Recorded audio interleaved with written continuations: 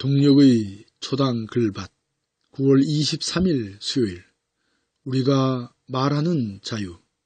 내 몸 중에서 가장 소중한 곳은 어딜까요를 묻습니다. 나라는 생명체를 끝없이 이어주는 그것에 가장 소중한 가치를 매길 것입니다. 자연이 목숨을 유지하는 데 필요한 것들을 헤아려 보게 됩니다.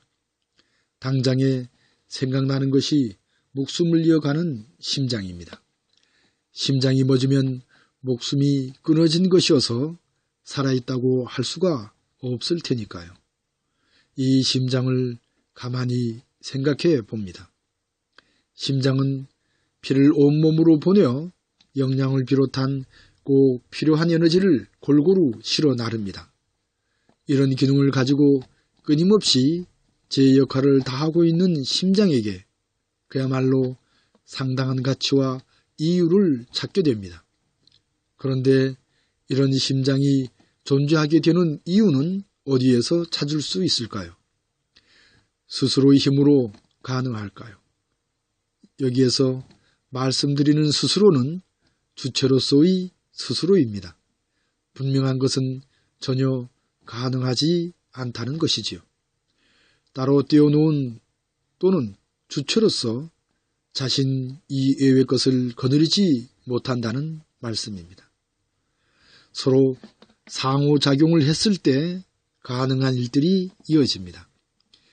실어 나르는 것이 중요한 기능이긴 하지만 꼭 필요한 에너지가 없다면 그 기능은 아무짝에도 쓸모가 없는 풀무질과 같을 테지요. 그렇다면 이 꼭 필요한 에너지는 어떻게 생기는 것일까요? 이것은 음식을 먹는 데서 비롯됩니다. 잘 먹고 잘 자고 잘 싸는 것이지요. 생명의 가장 기본이 되는 움직임입니다. 생명의 시작에서 끝날 때까지 이 기본은 끝없이 반복됩니다. 그래야 심장을 돌릴 수 있는 에너지를 얻게 되니까요. 그 에너지는 영양에서 나오는 것일 테지요. 또 그런데 이 잘 먹는 일은 어떻게 가능할까요? 배가 고프기 때문입니다. 배는 절로 고프나요?